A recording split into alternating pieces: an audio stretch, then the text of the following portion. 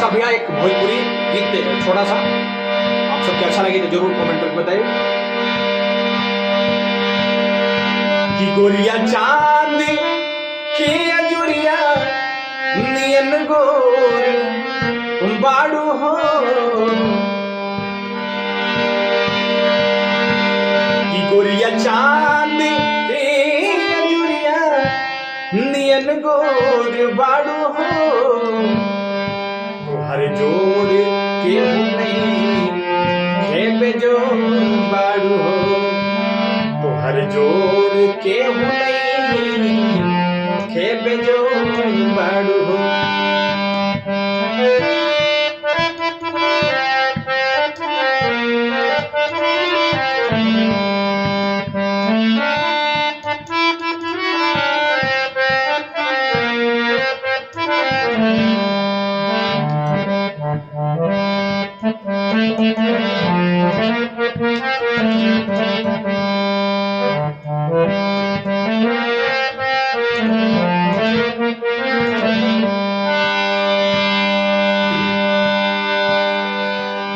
गोरिया रासा वहाँ भरल पोरे पोर बाड़ू हो,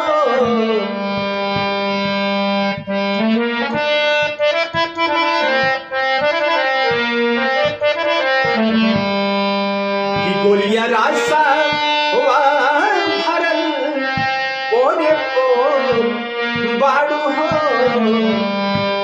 हर जोड़ के हो नहीं खेपे जोड़ बाड़ू हो, हर जोड़ के हो नहीं खेपे जोड़ बाड़ू हो।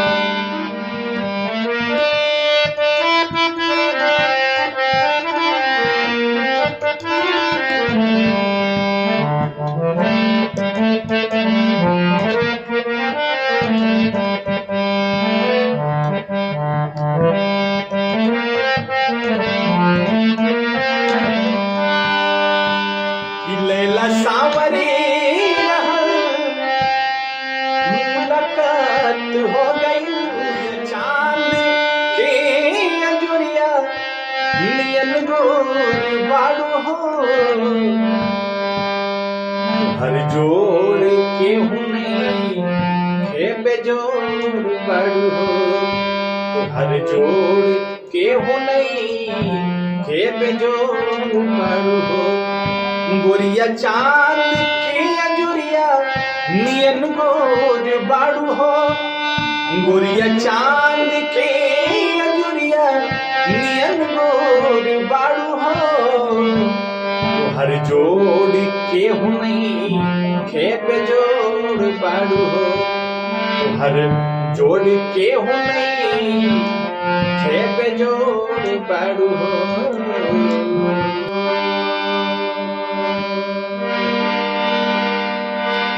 तो यही साथियों, आप सबको मेरा वीडियो कैसा लगा?